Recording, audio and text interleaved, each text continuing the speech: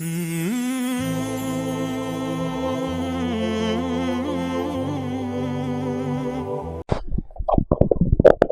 علیکم۔ بسم اللہ الرحمن الرحیم، الصلاة والسلام علی رسولہ الکریم وعلی آلہ وصحبہ اجمعین، اما بعد۔ مولانا الیاس صاحب رحمۃ اللہ علیہ نے فرمایا کہ میں نے اللہ سے 3 دعائیں مانگی جو قبول ہوگی۔ ایک یہ کہ اس کام کی انتہا ہدایت پر ہوگی، اللہ اسی کو ہدایت عامہ تامہ کے لیے ذریعہ بنائے، کسی اور چیز میں لگے بغیر، کسی اور چیز کے اضافے کے بغیر۔ 1993-94 میں کچھ اختلاف ہوئے بڑوں میں، اور یہ شروع سے چلی آ رہی ہے بات، کوئی نئی نہیں۔ صحابہ کا جو اختلاف ہے اس کی ایک حکمت یہ ہے کہ ہمیں اختلاف کرنے کا بھی طریقہ ہے کہ اختلاف کرنا کیسے ہے۔ جو بہت سی حکم میں سے ایک حکمت یہ ہے کہ جو صحابہ میں اختلاف ہوا اور جنگ تک نوبت پہنچی، چونکہ آئندہ امت نے آپس میں اختلاف کرنا تھا، جو فساد تک بھی پہنچنا تھا، اور ان میں اختلاف نہ ہو یہ دعا قبول بھی نہیں ہوئی تھی۔ تو جب میرا کسی سے اختلاف ہوتے ہوتے لڑائی تک بھی چلا جائے تو اس میں مجھے کیا کرنا چاہیے؟ مثلا جب جمل کی جنگ میں حضرت علی کو فتح ہوا تو مفتوح پر غصہ بھی ہوتا ہے اور طاقت بھی حاصل ہو چکی ہوتی ہے، تو فاتح بے دریغ خون بہاتا ہے۔ تو آپ نے فرمایا کہ نہ کسی بھاگنے والے کو قتل کیا جائے، نہ اس کا پیچھا کیا جائے، اور نہ مال جو چھوڑ گئے ہیں اسے لوٹا جائے، نہ اسے مال غنیمت بنایا جائے۔ یہ کتنا بڑا درس ہے، کتنا بڑا سبق ہے یہ۔ جب 132 ہجری میں بنو عباس غالب آئے تو اختلاف میں کیا ہونا چاہیے اس کا بھی عمل موجود ہونا ضروری تھا، تاکہ تجاوز کرنے والوں پر حجت قائم کی جا سکے۔ تو یہ جو جنگیں ہیں صحابہ کی آپس میں، یہ ایک درس عظیم ہے دو قوتوں کے آپس میں۔ ان طائفتان من المؤمنین اقتتلوا، خود اس میں اشارہ ہے کہ یہ ہوتا رہے گا۔ تو علی بن عبداللہ جو تھا ابو جعفر کا چچا، اس نے جب دمشق فتح کیا تو بنو امیہ کی جو موجودہ نسل تھی اس کا جرم تو نہیں تھا بنو ہاشم کو قتل کرنا، وہ تو ذوف کے زمانے میں پکڑے گئے، انہوں نے معافی مانگی تو اس نے ان کو معاف کر دیا۔ پھر ایک شاعر آیا اور اس نے آ کر امام زید بن زین العابدین کے قتل کا واقعہ اشعار میں بیان کیا، جو ہشام کے زمانے میں شہید کیے گئے، پھر ان کی لاش کو سولی پہ لٹکایا گیا۔ تو یہ حضرت زین العابدین کے بیٹے ہیں، ان کی والدہ سندھی تھیں، سندھ کی لونڈیوں میں وہ آئی تھیں، اس سے وہ تھے۔ تو جو زیدی شیعہ ہیں جو یمن میں ہیں، وہ امام زید کے پیروکار ہیں، وہ صحابہ کو برا نہیں کہتے، اور اہل سنت والجماعت کے قریب ترین ہیں، قریب ترین، زیادہ سے زیادہ ان پر فسق کا حکم لگتا ہے یا مبتدع بعض چیزوں۔ اس نے وہ واقعہ اشعار میں جو بیان کیا تو 50 نوجوان تھے بنو امیہ کے اس وقت علی بن عبداللہ کے دسترخوان پر مدعو، تو اس نے ایک دم ان کے قتل کا حکم دیا، پھر ان کی لاشوں کو جوڑ دیا، پھر اس کے اوپر دسترخوان بچھایا، پھر ان کی لاشوں پہ بیٹھ کے کھانا کھایا، اوروں کو بھی بٹھایا، خود بھی۔ نیچے ابھی کچھ مرے تھے، کچھ میں جان رمق واقعی تھی، وہ سسک رہے تھے، کراہ رہے تھے، اور وہ اوپر دسترخوان بچھا کے کھانا کھاتا رہا اپنے شرکاء کے ساتھ۔ حمص جب فتح کیا بنو عباس نے، تو ان کا جو سالار تھا جب وہ شہر میں داخل ہوا تو رات کو گھر گھر سے رونے کی آواز آ رہی تھی۔ اس نے کہا یہ کیسی آواز ہے؟ کہ جن کے افراد جنگ میں قتل ہوئے ان کے بچے بیویاں مائیں رو رہی ہیں، کہ ان کا رونا بھی بند کیا جائے۔ تو اس نے ہر گھر میں گھس کر اس کے سپاہیوں نے عورتوں کو بھی قتل کر دیا، بچوں کو بھی قتل کر دیا، ماؤں کو بھی قتل کر دیا، بیویوں کو بھی قتل کر دیا۔ اب یہ پکڑے جائیں گے کہ ان کو معلوم تھا کہ جب آپس کا اختلاف ہو تو کہاں تک تلوار چلتی ہے۔ حجت قائم کر دی گئی۔ یہ حجت نہ ہوتی تو پھر کوئی کتنا بھی دور جا سکتا تھا۔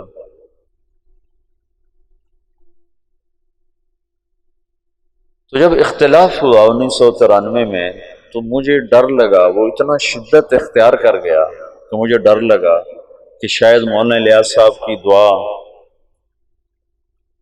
کی قبولیت ہے کہ نہیں ہے کہ نہیں ہے۔ لیکن اللہ نے اس فتنے کو ایسے ختم فرمایا، وہ دعوت کی محنت کو پھر ایسے اٹھایا کہ جیسے اختلاف ہوا ہی نہیں تھا۔ دوسری دعا یہ مانگی کہ اس کی شکل کوئی نہ تبدیل کر سکے، جو کرنا چاہے گا نہیں کر سکے گا، یہ اسی شکل کے ساتھ چلے۔ کل بات میں نے کی تھی کہ کچھ اوامر اپنی شکل کے ساتھ منسوس ہیں اور کچھ اپنی ذات کے ساتھ منسوس ہیں، شکل کے ساتھ نہیں۔ جیسے فَاسْأَلُوا أَهْلَ الذِّكْرِ إِن كُنتُمْ لَا تَعْلَمُونَ وَتَعَاوَنُوا عَلَى الْبِرِّ وَالتَّقْوَى وَلَا تَعَاوَنُوا عَلَى الْإِثْمِ وَالْعُدْوَانِ، اور ایسے بے شمار۔ طلب العلم فریضۃ، کیسے کیا جائے شکل موجود نہیں۔ ویسے بھی جو لفظ سبیل ہے وہ الف نام کے بغیر ہے، فمن شاء اتخذ الی ربہ سبیلا، یہ قرآن میں 2 دفعہ ہے۔ ان هذه تذکرہ فمن شاء اتخذ الی ربہ سبیلا، ایک دفعہ سورہ مزمل میں ہے اور ایک دفعہ غالباً مدثر میں ہے، نہیں اس میں دہر میں، سورہ دہر میں۔ تو سبیل کا جو لفظ ہے یعنی وہ راستہ جو اللہ تک پہنچائے، یعنی وہ جہد۔ ویسے تو نماز، روزہ، حج، زکوٰۃ یہ اعمال ظاہر ہیں جن کے ذریعے سے آدمی اللہ کو پاتا ہے۔ محنت کا وہ طریقہ جس سے یہ اعمال زندگی میں آئیں اور اللہ کی پسندیدہ زندگی انسان اپنا لیں، وہ ایک نہیں ہے، کئی ہیں۔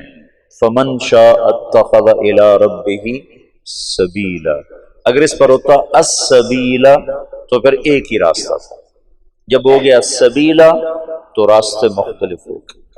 جب میں نے 1999 میں یہ شروع کیا یہ طرز تعلیم، تو میرے ساتھیوں نے میرے اوپر بڑے اعتراض کیے کہ یہ سلف کے راستے سے ہٹ کر ہے۔ تو میں نے ان سے کہا، اللہ کے نبی نے کہا ہے من سلک طریقا یلتمس فیہ علما، تم طریق پر الف لام لگا دو تو پھر ایک ہی راستہ ہے، اور اگر شارع نے خود الف لام نہیں لگایا تو یہ اس بات کی طرف اشارہ ہے کہ علم لینے کے لیے ایک راستہ نہیں ہے، بے شمار راستہ۔ ہاں یہ شرط ہے کہ وہ علم تک پہنچائے، صحیح، یہ شرط ضروری ہے، کہیں اور لے کے چلا جائے تو پھر تو ہلاکت ہے، لیکن اگر وہ علم تک پہنچا رہا ہے تو وہ طریق کے عموم میں داخل ہے۔ من سلک طریقا فمن شاء اتخذ الی ربہ سبیلا، سبیل کا جو عموم ہے اس میں ہر وہ جہد جو اللہ سے ملا دے، قواعد شرعیہ سے ٹکراؤ نہ ہو، اصول دین سے ٹکراؤ نہ ہو، تو وہ سبیل کے عموم میں داخل ہے، عموم میں داخل ہے۔ چونکہ یہاں اجتہاد چلے گا، اجتہاد و استنباط پھر نتیجے کے ساتھ مربوط ہوتا ہے کہ اگر وہ نتیجہ دے رہا ہے جس کے لیے یہ اجتہاد کیا گیا تو اس کا مطلب ہے یہ صحیح ہے۔ چند دوائیں ہیں وہ ایک مریض کو کھلائی جاتی ہیں، ان میں سے ایک دوا جب نفع دیتی ہے تو از خود یہ بات متعین ہو جاتی ہے کہ یہی دوا اس کے لیے مفید اور انفع ہے۔ سبیل کا جو عموم ہے اس نے سارے طرق جو اللہ کی طرف پہنچاتے ہیں لَنَهْدِيَنَّهُمْ سُبُلَنَا، ان کا اثبات کر دیا کہ یہ سب راستے۔ ان تمام سبل میں اللہ نے اپنے نبی سے کہا کہ ان سے کہو ایک سبیل میرا ہے، سبیل نکرہ ہے لیکن اس میں ایک سبیل میرا ہے، وہ تیرا ہونے کی وجہ سے اوروں سے خود بخود ممتاز ہو گیا۔ قُلْ هَذِهِ سَبِيلِي، هَذِهِ انگلی رکھو، انگلی رکھو، دل کا نہ کرو، هَذِهِ کے ساتھ، اس میں اشارہ قریب کا ہے نا، هَذِهِ انگلی رکھنے سے متعین ہو گیا کہ یہ سبیلی کیا ہے، ادعو الی اللہ، میں اللہ کی طرف بلاتا ہوں۔ ہذہ کلمہ تانیث ہے، اشارہ ہے کہ تبلیغ کا کام الفت و محبت کا ہے، سختی کا نہیں، مناظرے کا نہیں، تحکم کا نہیں، تجبر کا نہیں۔ جیسے تانیث کو، انثى کو، عورت کو محبت سے لیا جائے تو وہ سب کچھ فدا کر دیتی ہے، اور تم فتوے سنا کے بیویوں کو لینا چاہو گے تو اپنا گھر توڑ بیٹھو گے۔ اگر ہم خامند بن کے دکھاؤ گے کہ ہم خامند ہیں، شریعت یوں کہتی ہے، سجدہ ہوتا تو صرف مجھے ہوتا، تو پھر تم اپنی بیویوں کو باغی بنا دو گے۔ اور اگر محبت کے راستے سے لوگے تو سب کچھ قربان۔ تو ذکر و انثیٰ اس میں برابر ہے، لیکن مرد پھر بھی کچھ سختی برداشت کر جاتے ہیں۔ عورت کا مزاج بہت نازک ہوتا ہے، وہ ذرا بھی سختی برداشت نہیں کر سکتی۔ تو ہذہ میں اشارہ ہے کہ یہ کام الفت و محبت سے چلتا ہے، یہ ڈنڈے سے نہیں چلتا ہے۔ پھر ہذہ سبیلی میں ایک خبر کے ساتھ اظہار فخر بھی ہے کہ اگر تمہیں اپنے راستوں پر فخر ہے تو ہذہ سبیلی، میرا بھی یہ راستہ ہے، یہ میرا راستہ ہے، یہ میرا راستہ ہے۔ سمجھ لو، اس میں لہجے میں اٹھانا ہے۔ جیسے بڑی گاڑی والا کہتا ہے یہ میری گاڑی ہے، میں ایک مثال دیا کرتا ہوں، یہ میری گاڑی ہے۔ تمہارے کئیوں کے پاس سائیکل ہیں، تم کہتے ہو یہ میرا سائیکل ہے، کہتے ہو؟ تم تو ویسے ہی تواضع میں مر جاتے ہو کہ بھائی سائیکل ہے، چہرے پر بھی تواضع آ جاتی ہے۔ ہذہ سبیلی، اس میں ایک اظہار فخر ہے کہ کہو میرے نبی یہ ہے میرا راستہ، ادعو الی اللہ۔ تو سبل سبیلہ میں ایک سبیل اللہ کے نبی کا ہو گیا تو اپنے آپ ممتاز ہو گیا، اپنے آپ اونچا ہو گیا۔ علی بصیرت، اس راستے کی سواری کیا ہے؟ بصیرت، پیسہ نہیں، ڈگری نہیں، سند نہیں، بصیرت، شکل و صورت نہیں، بصیرت۔ بصیرت صفات کے مجموعے کا نام ہے، اس کا کوئی ایک مطلب نہیں کہا جا سکتا۔ بیگ اٹھا لو، بھائی بیگ ہے، کہتے بھائی بیگ اٹھا لو، تو خالی بیگ مراد ہے یا اس میں چیزیں بھی ہیں؟ خالی بیگ کو لے کر کیا کرو گے چلے میں؟ بھائی ایک بیگ بھی ساتھ لے لو، ہم کہتے ہیں بھائی ایک بیگ لے لو، تو بیگ سے مراد ہے کہ خالی بیگ اٹھا کے چل پڑو۔ بیگ کے لفظ میں ساری چیزیں آ گئیں خالی بیگ کہنے سے۔ بصیرت یہ 6 نمبر کا مجموعہ بصیرت، یہ 6 صفات اور جتنی صفات ایمان ہیں ان سب کے مجموعے پر بصیرت کا لفظ میرے خیال میں آنا چاہیے۔ علی بصیرت، کہ اس راہ کا جو مسافر ہے اس کی سواری پیسہ نہیں، ڈگری نہیں، اس کی سواری صفات ایمان ہے۔ پھر یا رسول اللہ آپ اکیلے ہو کر؟ نہیں، اکیلے نہیں، امت کو شریک کرنے کے لیے آنا کا اضافہ ہے۔ آنا جیسے ریلوے انجن آ کر ڈبوں کو پکڑتا ہے، اس میں ایک ہک لگا ہوتا ہے، وہ آ کر ایسے ڈبوں میں فٹ ہوتا ہے اور سارے ڈبوں کو کھینچ کے کراچی لے جاتا ہے۔ تو یہ انا وہ حک ہے جو ایسے آ کے پوری امت کے ڈبوں میں پھنسا ہے، وَمَنِ اتَّبَعَنِي، جو میرے اتباع ہیں، اور جو یہ کہتے ہیں ہم اتباع محمد صلی اللہ علیہ وسلم ہیں، ان کا کام بھی دعوت الی اللہ ہے۔ وَمَنِ اتَّبَعَنِي، اکیلا نہیں ہوں، میرے ساتھ میری امت شریک۔ وَسُبْحَانَ اللَّہ، پہلے اللہ یہاں لے گیا داعی کو، یہاں دعوت جیسا کام ہی کوئی، دعوت جیسی جہد ہی کوئی، کہ یہ نبیوں کا اور نبیوں میں آخری نبی کا بطور فخر و تباہی یتباہا بہی، یتباہا بہی، بطور تشکر اور تفاخر ہے کہ اللہ نے مجھے یہ عزت والا کام دیا ہے، تو کہیں میں بھی اپنے آپ میں عجب میں مبتلا نہ ہو جاؤں، تو وَسُبْحَانَ اللَّہ، وَسُبْحَانَ اللَّہ۔ سبحان اللہ کا مطلب کیا ہے کہ یا اللہ تیری طرف بلانے کا حق کون ادا کر سکتا؟ تو سبوح قدوس، میں عبد ضعیف، میں تیری تقدیس و تحمید و تحلیل و تکبیر اور تیری طرف بلانے کا حق میں کہاں ادا کر سکتا ہوں؟ وَسُبْحَانَ اللَّہ، اللہ کی تنزیہ اور اپنا اعتراف تقصیر کہ اللہ میں مقصر ہوں، میں معترف ہوں۔ ابوء لک بنعمتک علی و ابوء بذنبی، وسبحان اللہ، کہ میں بڑا نہیں ہوں، کام بہت بڑا ہے اور میں اس کا حق ادا نہیں کر سکتا، اور اس جہد کی ادائیگی میں کس مقام پر کھڑا ہوں؟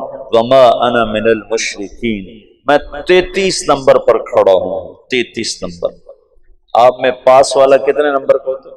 کم رقم 40۔ جو لڑکا 40 نمبر لیتا ہے وہ کوئی زیادہ خوش نہیں ہوتا ہے، نہ ہی اس کے استاد اس پہ خوش ہوتے ہیں، نہ وہ اپنی ذات میں خوش ہوتا ہے، نہ اس کے ساتھیوں میں وہ کوئی قابل فخر ہوتا ہے۔ ہمارے اسکولوں میں 33 نمبر ہوتے ہیں، 33 نمبر والا ایسا پاس ہوتا ہے کہ اسے پاس ہونے کی مبارک ہی نہیں دے سکتا، وہ مبارک ہو آپ پاس ہو، کہتا جی کی پاس ہے، بس ایم ہی ہو گیا۔ نہ اس کو خوشی ہوتی ہے کہ میں پاس ہوا ہوں، اور نہ اس کے اہل کو خوشی ہوتی ہے کہ ہمارا بچہ پاس ہو گیا ہے، لیکن فیل ہونے کا عیب اسے نہیں دیا جا سکتا، فیل ہونے کا تانا اسے نہیں دیا جا سکتا، فیل ہونے کا عیب اس پر نہیں لگایا جا سکتا۔ تو وما انا من المشرکین میں کیا ہے کہ میرے پاس آخری درجہ ہے کہ میں شرک نہیں کرتا، میں شرک سے پاک ہوں، باقی میں مقصر ہی مقصر ہوں۔ یہ آخری دو جملے بہت خوبصورت انداز میں یوں برابر کر دیتے ہیں۔ اوپر والا حصہ بہت اونچا تھا تو اس کو نیچے لانے میں اللہ نے دو جملوں کے ساتھ تم اپنی ہستی نہ بھولنا، اپنی حیثیت اوقات نہ بھولنا، تم تو یہ کہو وما انا من المشرکین کہ یا اللہ میرے پاس آخری درجہ ہے کہ میں شرک نہیں کرتا۔ ایک چودھری حاکم علی تھا چونیا کا، ہماری جماعت گئی چونیا، تو لوگوں نے کہا اگر چودھری حاکم کو تبلیغ کرو تو پھر ہم جانے تبلیغ کا کام کوئی کام ہے۔ چودھری حاکم وہاں کا بڑا ذمہ دار اور ڈاکو رکھے ہوئے، چور رکھے ہوئے، چوریاں کروانیاں، ڈاکے ڈلوانے، زمینوں پہ قبضے، جائیدادوں پہ قبضے، ایسا تھا۔ جماعت بھیجی، انہوں نے پتہ نہیں کیا اس سے بات کی، وہ تیار ہو کے آ گیا، 6 فٹ سے زیادہ اس کا قد اور یہاں اس کا جسم، اور بڑی بڑی مونچھیں، کھلا کرتا، کھلا تہمد اس نے پہنا ہوا، تو مسجد میں اس کو لے کر آئے۔ تو مغرب کے بعد بیان تھا، تو مغرب سے پہلے وہ آیا، تو ایک طرف ہو کر میں اس کے ساتھ بیٹھا، تھوڑی اس سے بات شروع۔ میری بات سننے کے بعد غالباً اس کو کوئی ندامت ہوئی دل میں، تو وہ مجھ سے کہنے لگا مولوی صاحب وما انا من المشرکین، اس کو ایک واقعہ سے مزید واضح کرنے کی کوشش کر رہا ہوں۔ تو بڑے افسوس کے ساتھ کہنے لگا مولوی صاحب ایک میں شرک کوئی نہیں کیتا، باقی ہر عیب کر چھڑے، باقی ہر عیب کر چھڑے، ایک شرک کوئی نہیں کیتا، کوئی ساڑی بھی بخشش ہے، کوئی ساڑھی بھی بخشش ہے، وما انا من المشرکین کی جو کیفیت میں ہوتا ہے وہ متواضع ہوتا ہے، وہ جھکا ہوا ہوتا ہے، وہ پسا ہوا ہوتا ہے، وہ فخر نہیں کرتا ہے۔ تو سبل بے شمار، سبیل عام ہے، صرف اتنی شرط ہے اصول دین، اصول شریعت سے ٹکراؤ نہ ہو اور وہ اللہ تک پہنچائے، تو وہ سبیل کے عموم میں داخل ہے۔ ان میں ایک سبیل اللہ کے نبی کا ہے، ہذہ سبیلی ادعو الی اللہ، میں اللہ کی طرف بلاتا ہوں، میں اللہ کی طرف بلاتا ہوں۔ تو اب کیسے بلایا جائے یہ متعین نہیں تھا، کیسے بلایا جائے؟ ادعو الی ربک انک علی ھدی مستقیم، ادعو الی سبیل ربک انک لعلی ھدی مستقیم، ادعو الی ربک، ادعو الی سبیل ربک بالحکمت والموعظۃ الحسنۃ وجادلھم باللتی ہی احسن۔ کیسے کیا جائے؟ تو اللہ تعالیٰ نے مولانا الیاس صاحب پر ایک راستہ کھولا، ایک ترتیب کھولی، پھر اس کا نفع لوگوں نے دیکھا اور تاحال دیکھا اور مسلسل دیکھا۔ تو جب کوئی مؤسس کوئی چیز کو تاسیس کرتا ہے تو جانے کے بعد اس میں کانٹ چھانٹ ہونا شروع ہو جاتا ہے، اس میں بہت سی تبدیلی آ جاتی ہے۔ تو مولانا الیاس صاحب کو یہ ڈر تھا کہ اس میں کوئی مجتہد نہ آ جائے، مجتہد نہ آ جائے، تو ایک دعا یہ مانگی کہ یا اللہ اس میں کوئی تبدیلی نہ کر سکے۔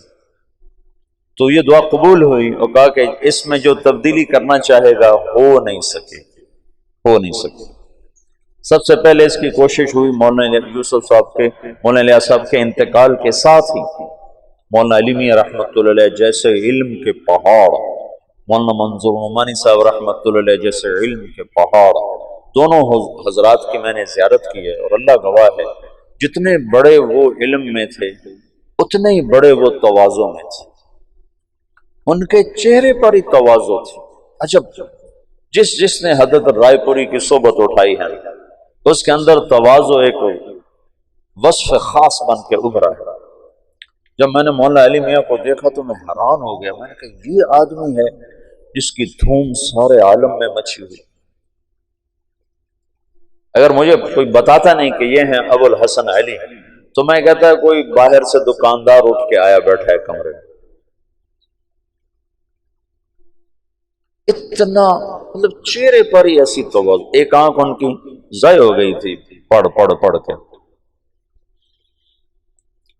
تو یہ اتنے بڑے لوگ تھے اور مولانا یوسف صاحب رحمۃ اللہ ان کے مقابلے میں بہت چھوٹے تھے، عمر کے لحاظ سے نہیں، علم کے لحاظ سے۔ تو ان دونوں حضرات نے کہا یوں ہونا چاہیے، یوں ہونا چاہیے، یوں ہونا چاہیے، جہاں مولانا الیاس صاحب چھوڑ کر گئے ویسے ہی چلے گئے۔ تو یہ حضرات الگ ہو گئے، ان کے الگ ہونے پر لکھنؤ میں کام رک گیا ایک عرصے کے لیے۔ تو ان حضرات نے منع کر دیا، نظام الدین خط لکھ دیا کہ یہاں جماعتیں نہ بھیجیں، ہم خود جماعتیں بھیجیں۔ پھر میں نے کل آپ کو سارا بتایا تھا، یاد ہے نا؟ مولانا عبدالباری ندوی کی بات بتائی گئی، یوسف کی بات چل رہی ہے، ہماری کیوں نہیں چل رہی؟ تو مولانا منظور نعمانی نے تو پھر واپسی کر لیا، رجوع کر لیا اور تائید بھی، اور اپنی تصانیف میں بھی اس کا تذکرہ کیا۔ اپنے یہاں تشریف لائے تھے، یہ جو کچہری بازار کی مسجد میں تشریف لائے اور بیان کیا۔ اس بیان میں لانے والے تھے ان کو جماعت اسلامی والے مفتی صحیح الدین کاکا خیل رحمۃ اللہ علیہ، بڑے نیک بزرگ تھے یہاں، یہ جو ہماری کچہری بازار کی مسجد ہے، جماعت اسلامی کے بڑے سرگرم آدمی تھے، بہت بہت بہت نیک آدمی، وہ لائے تھے۔ تو انہوں نے سارا بیان تبلیغ پہ کیا، سارا بیان، کہ بھائی میں نے تو نماز بھی تبلیغی جماعت سے سیکھی۔ میں آج تک بھول نہیں سکتا کہ منظور نعمانی کہہ رہا ہے بھائی میں نے تو نماز بھی تبلیغ والوں سے سیکھی۔ میں التحیات للہ والصلوات والطیبات السلام علیک ایھا النبی ورحمۃ اللہ وبرکاتہ پڑھا کرتا تھا۔ تو ہمارا مذاکرہ ہو رہا تھا نماز کا، تو ایک ان پڑھ میواتی بیٹھا ہوا تھا، اس نے سنا تو اس نے مجھے کہا مولوی صاحب یوں نہیں پڑھتے، یوں پڑھتے ہیں التحیات للہ والصلوات والطیبات السلام علیک۔ ایھا النبی ورحمۃ اللہ وبرکاتہ۔ مولوی صاحب ناراض نہ ہونا، یہ الف نہیں پڑھا جاتا جب اس کو اکٹھا پڑھتے ہیں، ہاں جب یہاں ٹھہر جاؤ تو پھر السلام علیکم پڑھتے ہیں، لیکن اگر اکٹھا پڑھیں تو الف نہیں پڑھا جاتا۔ کہ بھائی میں نے تو نماز بھی تبلیغ والوں سے سیکھی۔ کہہ سکتے ہو تم تو بھی مولوی بھی نہیں، ویسے علامہ تو تم بنے ہوئے ہو۔ ہم علماء ہیں، ہم علماء ہیں۔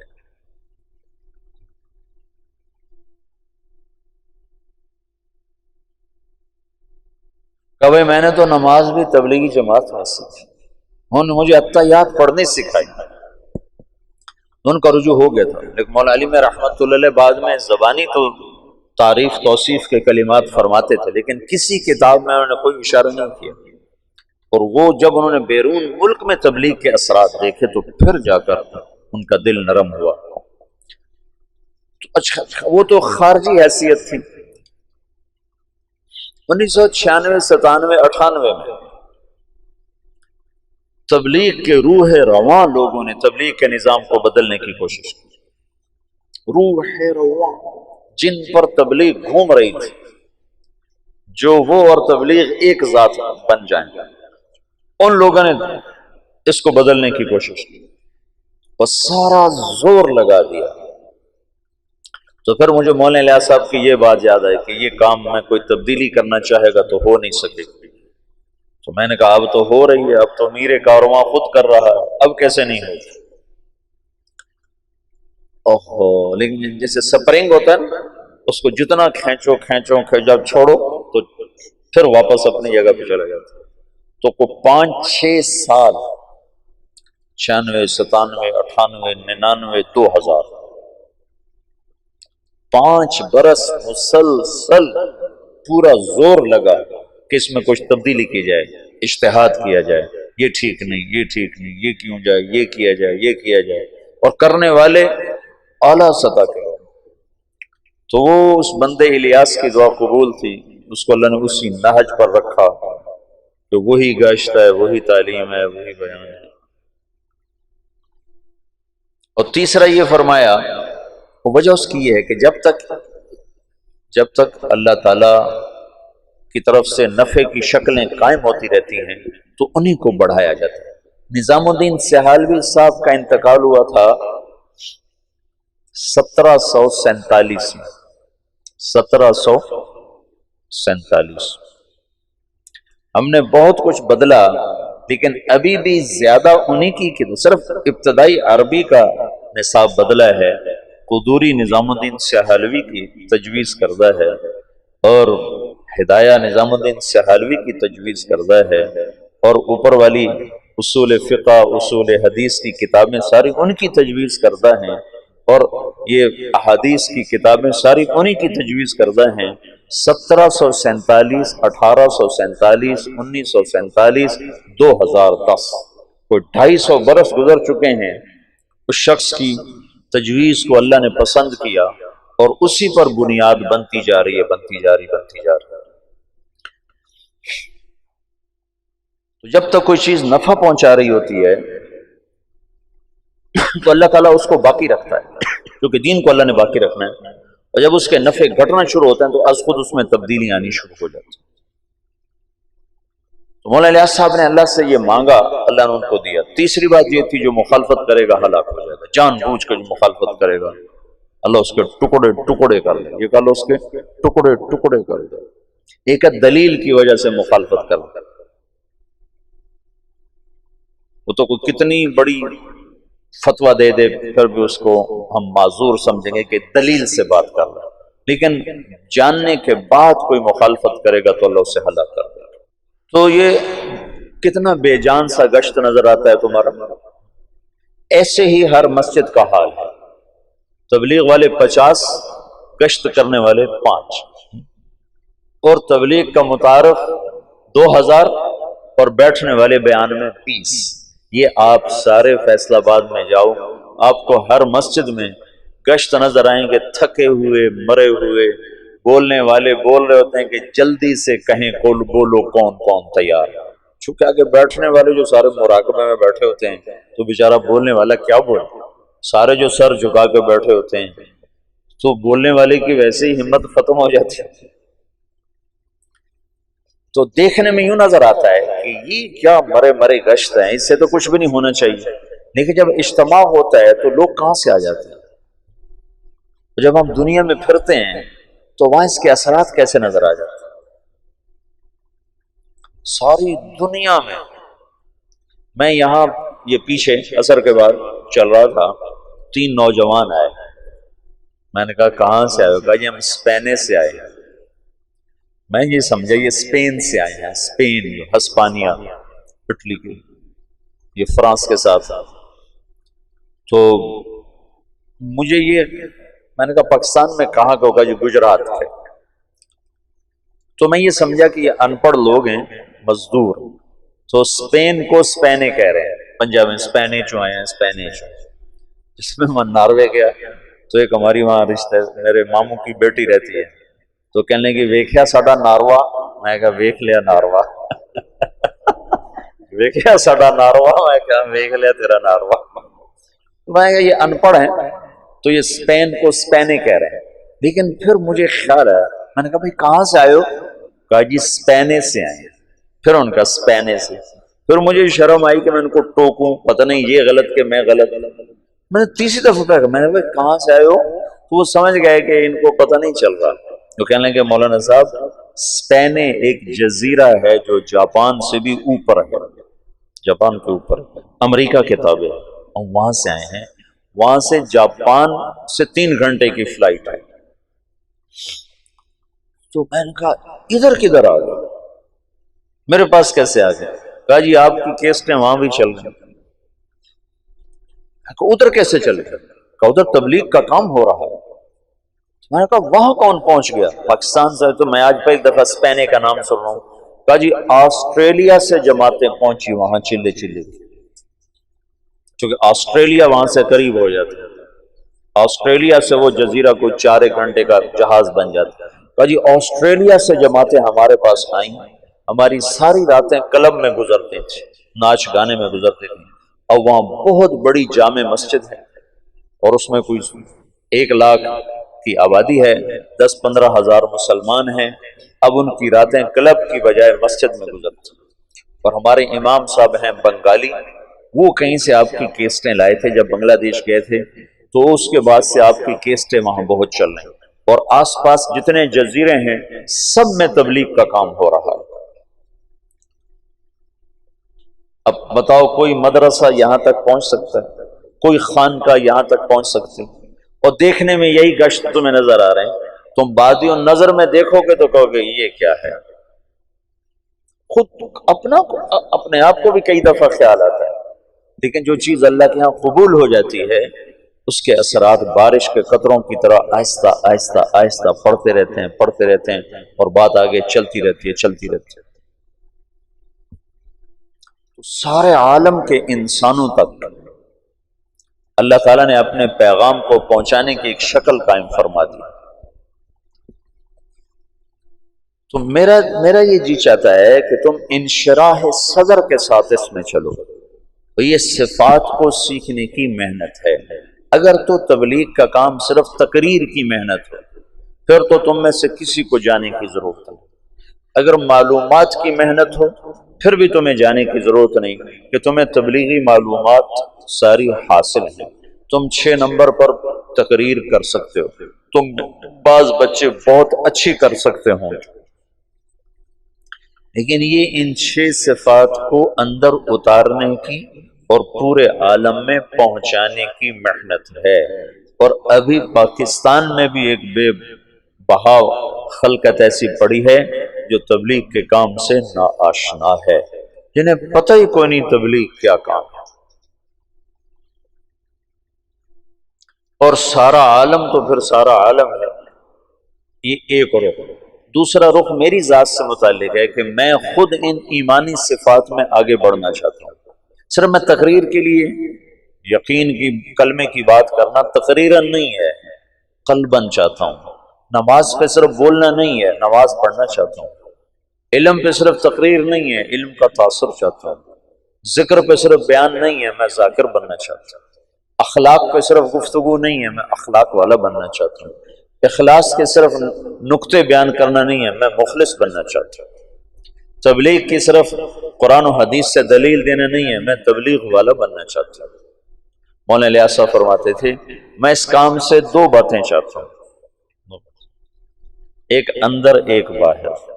اندر یہ چاہتا ہوں کہ اللہ پر مر مٹنے کے سوا ہر جذبہ ختم ہو جائے، اور باہر یہ چاہتا ہوں کہ اللہ کے نام کو لے کر دنیا کے آخری کنارے تک پہنچنے کی شکلیں قائم کی جائیں۔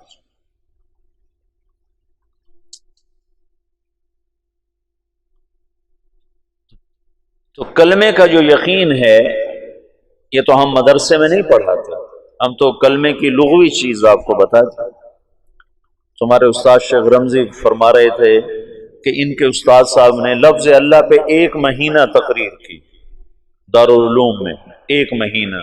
یہ مشتق ہے کہ جامد ہے کہ پتہ نہیں الف لام کون سا ہے، اور یہ ولیحہ سے ہے علیحہ سے ہے، تو مدرسے میں تو یہ بتایا جائے گا، لیکن اللہ دل میں حرارت پیدا کرے یہ مدرسہ نہیں بتا سکتا، نہ یہ مدرسے کی زبان ہے کہ وہ تمہیں ایسے اللہ بتائے کہ دل دماغ تمہارا ہل کے رہ جائے اور پر ہو جائے اس کی محبت سے۔ تبلیغ اللہ کی محبت تک پہنچنے کے لیے پہلے نمبر کی دعوت سکھاتی ہے۔ پہلا نمبر بولو،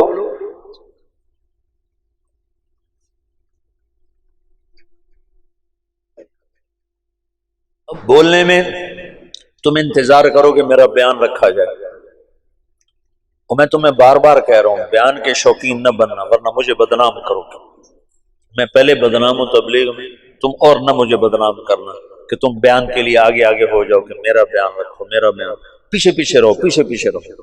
طے ہو جائے کرو، نہ ہو تو کوشش نہ کرو کہ میرا بیان ہو۔ ہاں انفرادی دعوت سارا دن دو۔ یہ ابھی آخری سال کے بچوں کو میں بتا رہا ہوں کہ جب میری شادی ہوئی تو اس کے بعد رائے منڈ جانا مجھے لگے جیسے میں تھانے پہنچ گیا، دل ہی نہ لگے، اتنی وحشت ہو۔ گھر چھوڑنے کی وحشت میری ختم ہو گئی تھی جب میں 11 سال کا تھا، تو میرے ماں باپ نے مجھے لاہور داخل کرا دیا، تو وہ 2-3 سال میں روتا رہا گھر کی یاد میں، پھر میرا دل سخت ہو گیا، نہ ماں یاد آتی نہ باپ یاد آتا نہ گھر یاد آتا۔ لیکن جب شادی ہوئی تو پھر دوبارہ گھر یاد آنے لگا، بیوی یاد آنے لگی۔ تو میں جب فیصل آباد سے رائے منڈ جاتا تھا تو میں اپنا علاج کرتا تھا، اپنا علاج میں مسجد میں چلا جاتا، اور میرا دل نہیں کر رہا ہوتا تھا میں کسی سے بات کروں، اور میرا دل نہیں کر رہا ہوتا تھا کہ میں کسی کے ساتھ بیٹھ جاؤں، لیکن میں زبردستی اپنے آپ کو مسجد میں لے جاتا۔ اس وقت میں اتنا مشہور نہیں تھا تو مجھے بیٹھنا کوئی مشکل نہیں تھا، تو میں کسی کونے میں بیٹھ کر ایک آدمی کو پاس بٹھا کر اس کو دعوت دینا شروع کر دیتا، پھر وہ اٹھا، پھر دوسرے کو اس دعوت دینا، وہ اٹھا، میں کوئی 2-2.5 گھنٹے دعوت دیتا تھا، تو میرے دل پر جتنا گھر کا تاثر ہوتا تھا وہ زائل ہو جاتا تھا۔ پہلے نمبر میں یہ موضوع ہے کہ میں اپنا یقین بدلنا چاہتا ہوں، یقین بدلنا ہے، صرف تقریر کا نہیں، یقین بدلنا ہے۔ یقین مثل خلیل آتش نشینی، یقین اللہ مستی خود گزینی، سنے تہذیب حاضر کے گرفتار، غلامی سے بتر ہے بے یقین۔ یقین بدلنا ہے تو اس کو سنو سناؤ سنو سناؤ، جب بیان ہو تو بیان بھی کر دو، لیکن بیان کی تمنا نہ کرو، خدمت کی تمنا کرو گا، جو مجھے لگاؤ خدمت، چاہے روز لگاؤ۔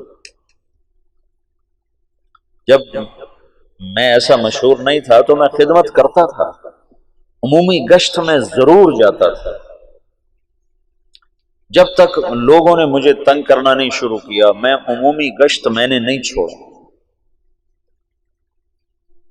وہ پھر یوں ہونے لگا کہ میں گشت میں نکلتا تو 50 آدمی صرف مجھے دیکھنے کے لیے ساتھ چل پڑتے تھے، تو پھر مجھے مجبوراً عمومی گشت چھوڑنا پڑا، ورنہ میں نے گشت نہیں چھوڑا۔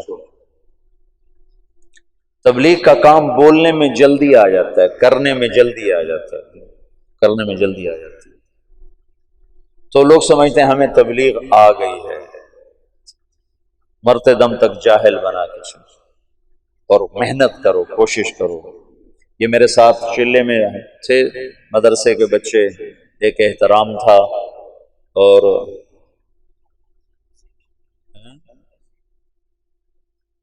اور کون تھا، نہیں میرے چلے میں جب میں نے چلے لگا، کچھ تلمبے کے تھے، تلمبا جو مدرسہ ہے اس کے تھے، تو ہم گئے پاک پتن میں آج تک کبھی کوئی نقد آدمی لے کر نہیں آیا، اور ہم وہاں سے 70 آدمی چلے کے لے کر آئے، تو سارے رائمنڈ والے حیران پریشان ہو گئے، انہیں خیال ہے کہ شاید وہ جھوٹ بول کہ اتنا مبالغہ کر رہا کہ نقد سال والے اور نقد چلے والے 3 چلے والے۔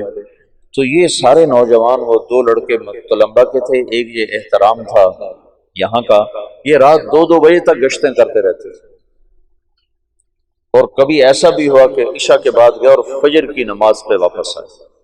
بیانوں سے نہیں، لوگ 70 تیار ہوئے چلنے کے لیے، یہ گشتوں سے تیار ہو۔ تو بڑی خوشی ہوئی کہ ایسی جان مارنے والے موجود ہیں جن کی محنت سے، تمہاری محنت سے ایک آدمی بھی ہدایت پہ آ جاتا ہے تو ہمارے لیے کافی۔